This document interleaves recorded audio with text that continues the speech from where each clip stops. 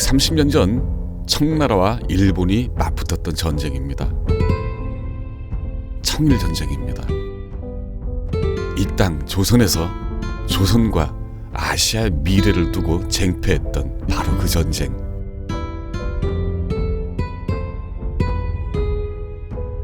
청일전쟁입니다.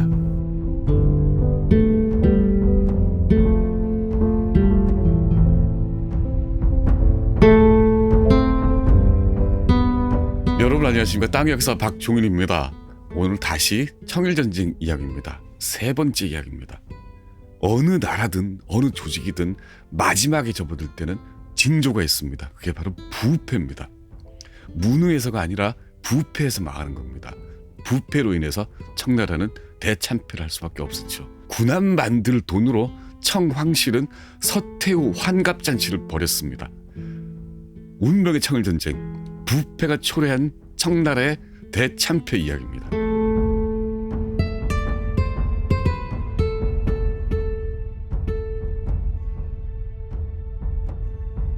1894년 갑오년 7월 25일 조선 아산만 풍도 앞바다에서 시작된 두 나라 사이의 전쟁은 걷잡을 수 없는 속도로 번져갔습니다. 아산과 성안 육전에 이어서 평양에서 두 나라가 맞붙었습니다. 전선은 압록강 앞 황해해전으로 확대됐죠. 황해를 건넌 전선은 당시 무적함대라고 불렸던 북양함대 사령부 대련항 포격으로 끝이 맺었습니다. 그때 전투에서 청은 참패했습니다. 청에게는 대참패였고 일본에게는 대승첩이었죠. 성안 전투 직후 그리고 평양성 전투 직전에 당시 종군했던 일본 박문관 잡지사의 기자는 이렇게 기록을 했습니다. 진화인이 즉 중국인이 인종을 계량하지 않는 한 이 전쟁은 일본이 이긴다. 개전한 지 한 달도 되지 않은 그 가을날, 이 일본 기자는 무슨 근거로 이렇게 예언을 했을까요?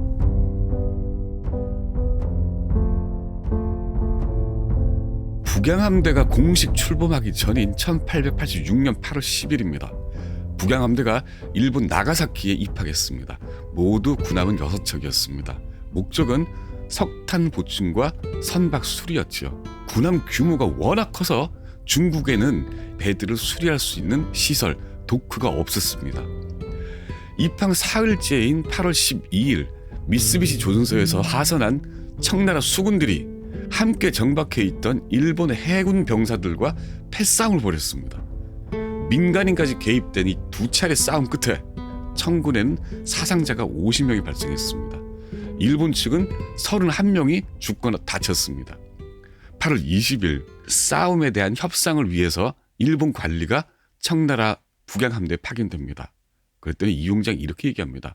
청해군을 공격한 일은 있을 수 없는 일이라고 거칠게 응대를 했죠.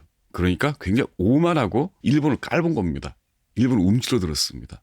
게다가 이 정원호는 1853년에 도쿄만에 출연해서 개항을 요구했던 미국 군함 3000톤급 미시시피호보다 2배가 더 컸습니다.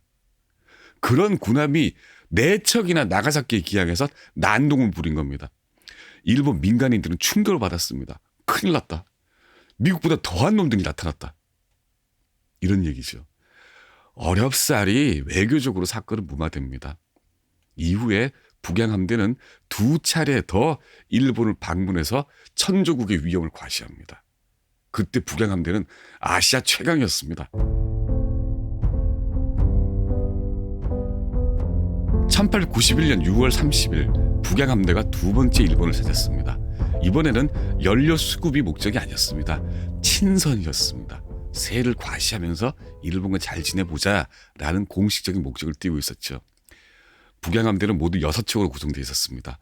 7000톤급 진원과 정원호, 나머지 경원, 레원, 치원, 또 다른 정원, 모든 군함 이름이 먼 곳을 누르고 진원, 바르게 만들고 정원, 경략하고 경원 따위 이런 이름이 붙어 있었습니다. 일본 해군 또한 군함이 6척이 있었습니다. 그는 여러모로 밀렸습니다. 총 톤수는 북양함대가 25,260톤이었고 일본 해군은 15,730톤이었습니다. 나머지 군사력에 대해서 비교가 되지 않았습니다. 이번에는 난동은 없었습니다. 대신에 청나라 사령관 정여창이 도쿄, 요코하마, 나가사키 같은 항구로 순방을 하면서 일본의 고관 대작을 함상으로 초대해서 파티를 벌였습니다. 함대를 견학조시키고 대국의 위엄과 교양을 한없이 과시했죠. 또 이듬해 6월 23일 청나라 북양함대는 7,000톤급 진원호 대신에 소형선인 위원호를 방문단에 포함시켜서 일본을 찾았습니다. 분위기는 화기애애했습니다.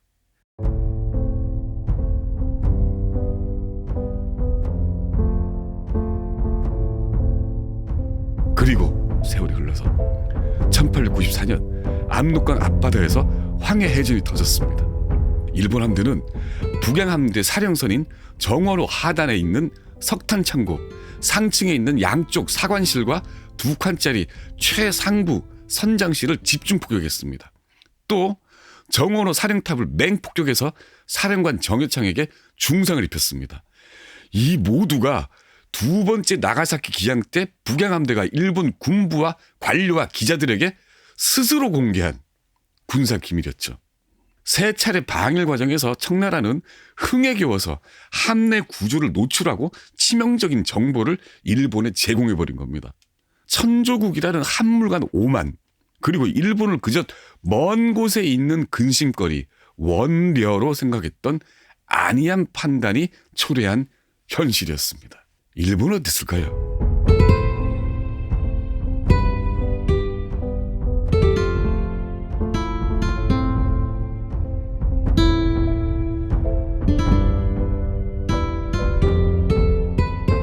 (1868년) 메이지 유신 이후에 일본은 근대화 작업에 뛰어듭니다. 막부와 막부 토벌파, 막부와 반막부파, 이 서로가 속도를 달리하면서 광적으로 서구화 작업에 몰두합니다.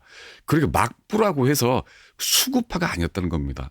막부 또한 개혁과 개방을 하는데 속도를 반막부파보다 늦게 잡았던 겁니다. 그리고 마침내 반막부파가 승리합니다.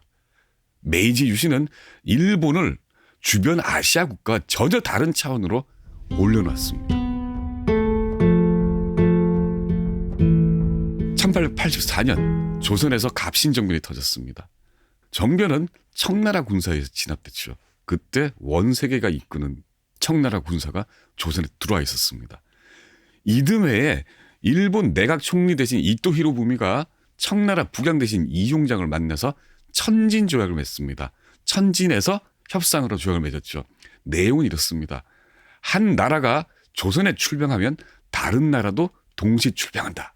정확하게는 한 나라가 조선에 출병하면 이 출병 사실을 다른 나라에게 알린다였는데, 이를 청나라에서는 고지고대로 통보한다라고 이해를 해석을 했고, 일본은 동시 출병한다고 해석을 했죠.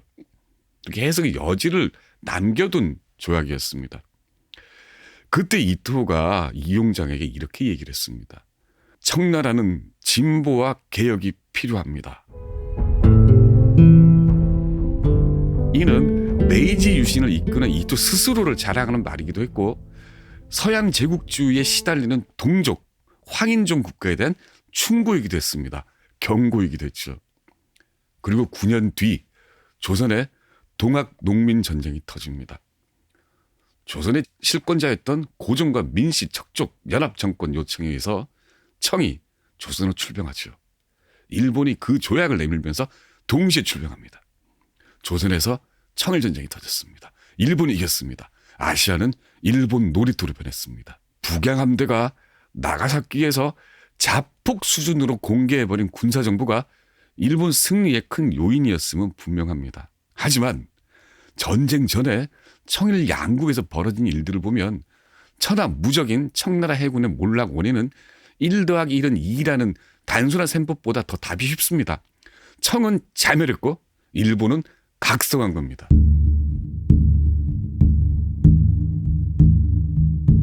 북양함대가 일본 항구 곳곳에서 벌인 뻘짓, 이는 일본에게 충격이었습니다. 그리고 1891년 2차 방일 때 정원호가 히로시마 구레에 기항했습니다. 그때 진수부 참모부장이라는 직책을 갖고 있는 간부, 장교가 목격한 바가 있습니다. 정오로 주포에 수병들이 더러운 빨래를 걸어놓은 장면을 목격을 했죠.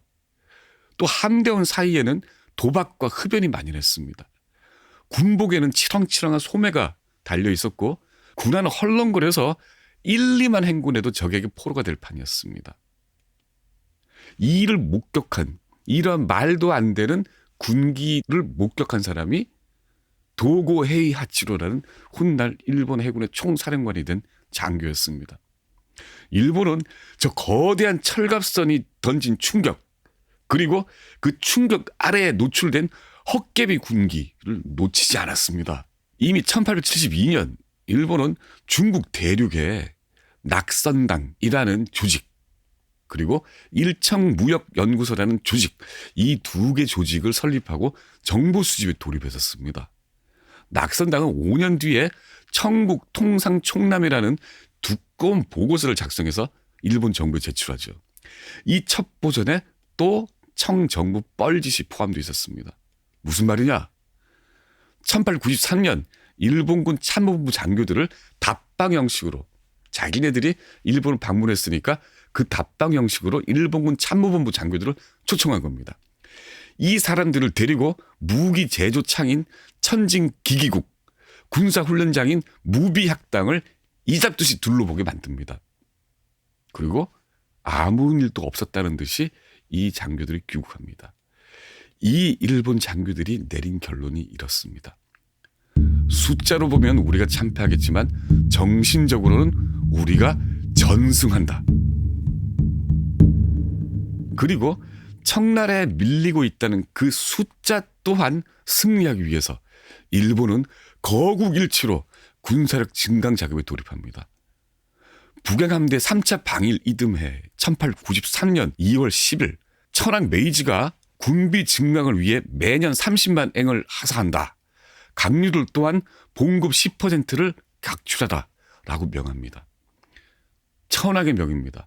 즉각 이행됐죠. 해군은 북양함대의 거대한 함정에 맞설 수 있는 작고 날렵하고 속공이 가능한 속사포로 무장한 군함을 속속 건조했습니다. 청일전 직전에 일본 해군은 군함 31척, 어뢰선 24척을 보유한 강력한 군사 집단으로 변신해 있었습니다.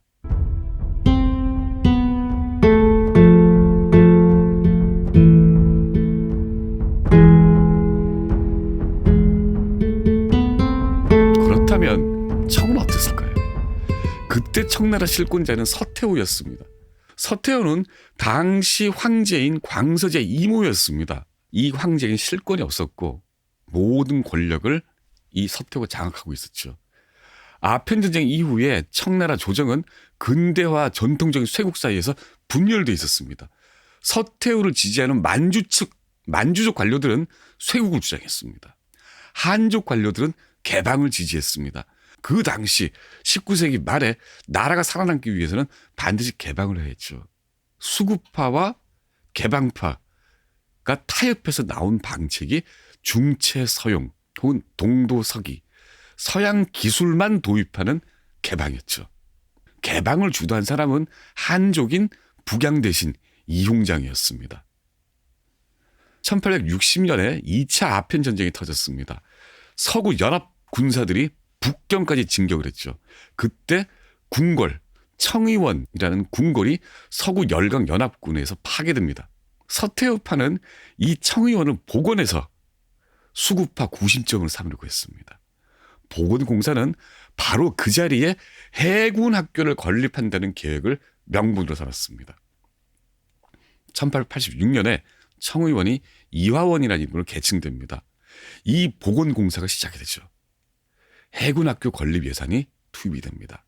그러니까 이화원이라는 영역을 만들어 놓고 그 안에 해군학교를 만들겠다는 명분을 빙자를 해서 실제로는 이화원이라는 거대한 궁궐을 만들겠다는 계획입니다. 진짜 목적은 따로 있었던 거죠. 1888년 3월 13일입니다. 광서제 황제가 이렇게 발표합니다. 이화원을 수리해 대경의 해에 군신을 거느리고 축하하리라. 대경, 큰 경사의 해입니다. 바로 서태후가 환갑을 맞는 1894년입니다. 그 해 11월에 벌어질 환갑 잔치를 위해서 이황원을 복원하는데 그 비용 조달을 해군학교 설립으로 포장해버린 겁니다.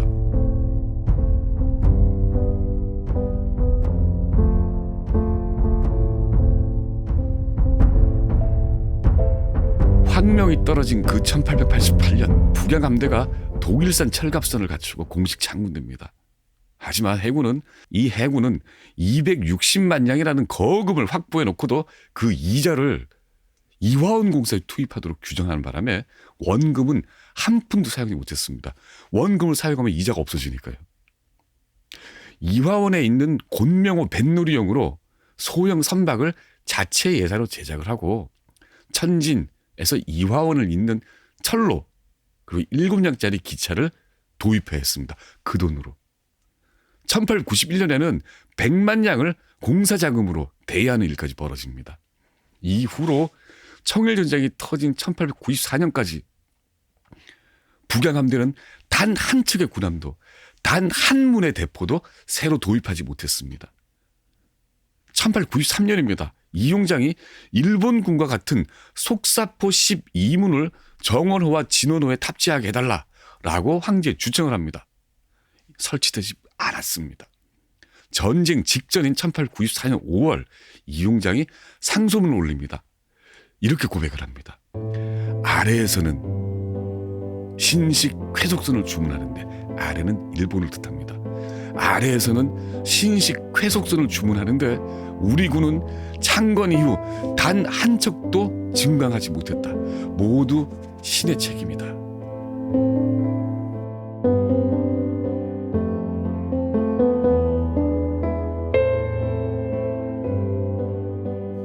텅 빈 해군이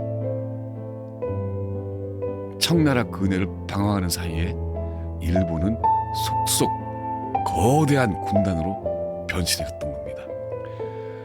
결국 함대 예산은 환갑잔치 비용으로 전용됐습니다. 대청 제국의 호령하던 천하는 그 잔치집 밥상으로 사라지고 맙니다. 벌떼처럼 달려든 일본군에 의해서 천하가 붕괴되던 그 꼬라지, 다음 시간에 함께 구경해 보시죠.